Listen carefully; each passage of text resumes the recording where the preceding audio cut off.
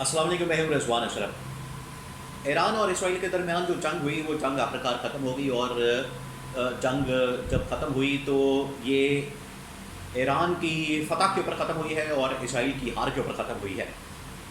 और इसके अंदर बाकायदा तौर पर डोनाल्ड ट्रंप ने भी इस बात को तस्लीम किया, इस बात को माना है कि जिस तरीके से इसराइल को मार पड़ी है, जिस तरीके से इसराइल को मारा गया है, जिस तरीके से इसराइल को जूतियाँ पड़ी हैं, और यहाँ पर जो वीडियोज़ आई हैं, यहाँ पर जो उस तबाही और बर्बादी के मनाज़र सामने आए हैं, वो बड़े खौफनाक और ख़तरनाक हैं इसराइल के अंदर। क्योंकि ये तबाही के मनाज़र और ये तबाही और बर्बादी के मनाज़र कहाँ नज़र आते थे हमें? गज़ा के अंदर, जो कि इसराइल बर्बरियत और जुल्म और जबर करता था गज़ा के अंदर। आज वही मनाज़र हमें इसराइल के अंदर नज़र आए, जिसकी वजह से डोनाल्ड ट्रंप ने कहा कि ये तबाही और बर्बादी के मनाज़र जो इसराइल के अंदर नज़र आए, उससे लगता है कि ईरान ने बड़ा खौफनाक हमला किया आखिरी दिनों में। तो ये ईरान की फ़तह को तस्लीम किया गया, डोनाल्ड ट्रंप ने भी इस फ़तह को तस्लीम किया। ये था पहला फेज़। ये तकरीबन कोई 10-15 दिन की 12 दिन की जो जंग लड़ी गई, ईरान इसराइल के दरमियान बराह रास्त आमने सामने टकराव हुआ, इनके दरमियान एक लड़ाई हुई। उसके बाद जो है सेकंड फेज़ शुरू हो गया, सेकंड स्टेज आ गई है और सेकंड मरहला शुरू हो गया। और वो मरहला है अब डिप्लोमेटिक लेवल के ऊपर, डिप्लोमेटिकली, और फिर उसके बाद मिलिटरीली, फिर उसके बाद अपनी इकॉनमी को बेहतर करना और ट्रेड की बात करना, सैंक्शंस को ख़त्म करने की बात करना। और ईरान जो है अब नए फेज़ के अंदर जा रहा है, अपने आप को न्यूक्लियर ताकत के तौर पर अपने आप को मनवाना। अब ये सेकंड फेज़ शुरू हुआ है। सेकंड फेज़ के सिलसिले में अब सारे इकट्ठे हो गए यहाँ पर चीन के अंदर। और चीन जो है, अब चीन को तस्लीम किया जा रहा है, चीन को माना जा रहा है एक सुपर पावर के तौर पर, क्योंकि ये जो सारा किरदार अदा किया, देखिए 2 ममालिक ने किरदार अदा किया, एक चीन और एक पाकिस्तान ने।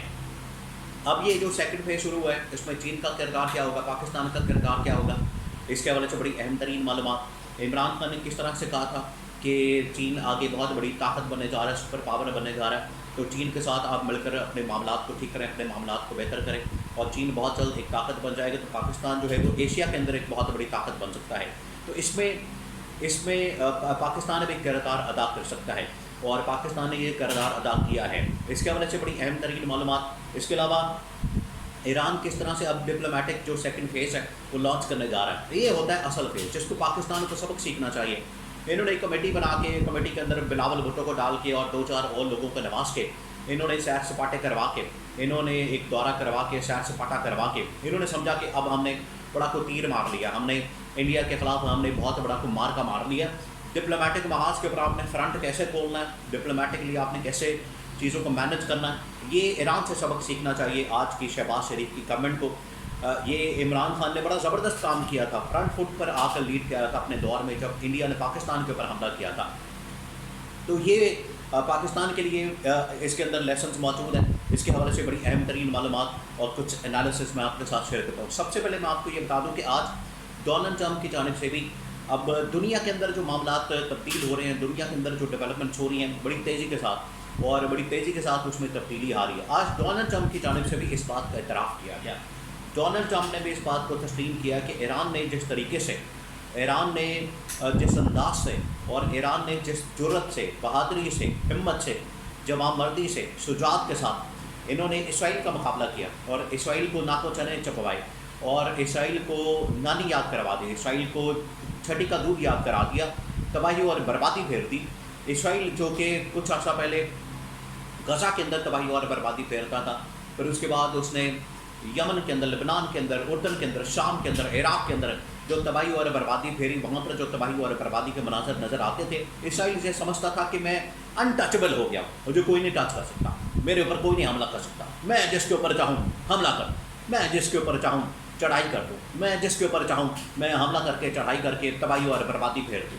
आज जब ईरान से पंगा लिया, 15 दिनों के अंदर अंदर ईरान ने ऐसा जवाब दिया है कि इसकी हकीकत खुल के सामने आ गई। ईरान ने हमला जब किया, इसराइल भी भाग गया, अमेरिका भी भाग गया, दोनों को भागने पर मजबूर कर दिया। और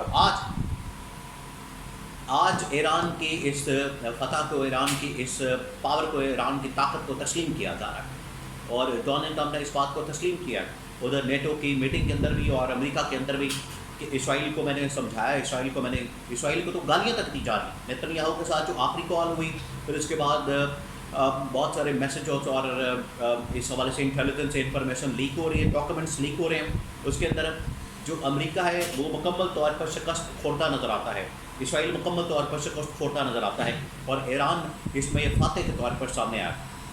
اب یہ تمام لوگ پہنچ گئے ہیں چین کے اندر. اب چین کیسے ایک ابھرتی ہوئی طاقت بن کر سامنے آ رہا ہے؟ دیکھیں جب یہ لڑائی شروع ہوئی تھی، لڑائی کے شروع کے اندر ہی بتا دیا گیا تھا کہ اگر اس لڑائی کو کوئی ختم کروا سکتا ہے، اگر اس لڑائی کو کوئی پیچ اپ کروا سکتا ہے، ان کے درمیان کوئی صلح کروا سکتا ہے، ان کے درمیان کوئی معاملہ ٹھیک کروا سکتا ہے، دونوں کے درمیان معاملات کو بہتر کروا سکتا ہے، وہ صرف اور صرف عمران خان یا صرف اور صرف پاکستان یا پھر چائنا ہے.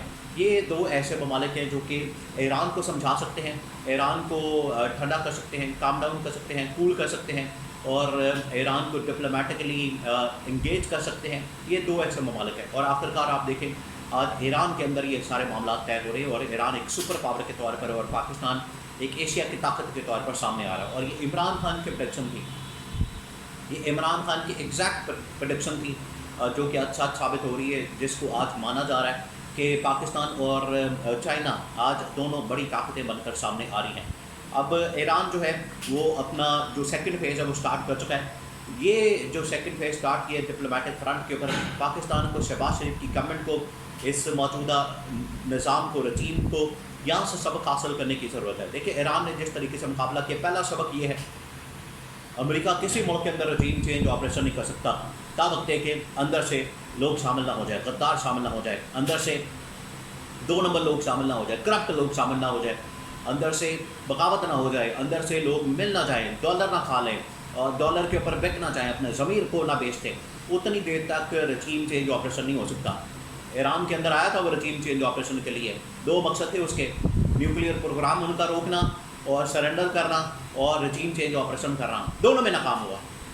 نیوکلیئر حملہ ضرور کر دیا انہوں نے B-2 بمبر کے ذریعے سے، لیکن انہوں نے اپنا سارا کا سارا وہاں سے شفٹ کر لیا، اور رجیم چینج آپریشن اس کا بھی یہ کامیاب نہیں ہو سکا، اور ایران نے بڑا زبردست مقابلہ کیا ہے جو پاکستان کے لیے سبق ہے. دوسرا سبق یہ ڈپلومیٹکلی جس طریقے سے انہوں نے محاذ کھولا، ڈپلومیٹکلی جس طریقے سے انہوں نے پورا ایک اگریسو قسم کا محاذ لانچ کیا امریکہ کے خلاف اور اسرائیل کے خلاف اور باقی یورپین طاقتوں کے خلاف، یا پھر ایران نے جو ایک پورا بیانیہ بنایا صہیونی، یہودی، صلیبی اور ہندو طاقتوں کے خلاف. یہ سبق حاصل کرنے کی ضرورت ہے کہ ڈپلومیٹکلی آپ کس طریقے سے آپریٹ کر سکتے ہیں، اور ایران نے یہ کامیابی حاصل کر کے، فتح حاصل کر کے اس ایشیا کے اندر ایک نئی صدی کو جنم دیا ہے. ایشیا کے اندر ایک نئی صدی کا آغاز ہو رہا ہے. ایشیا کے اندر پاکستان اور ایران ایک نئی طاقت بن کر سامنے آ رہے ہیں، اور اس میں چین جو ہے سپر پاور کے طور پر سامنے آ رہا ہے، اور بڑے بڑے فیصلے اب ایران ان سے ہتھیار لینے جا رہا ہے، طیارے لینے جا رہا ہے، نیوکلیئر پروگرام میں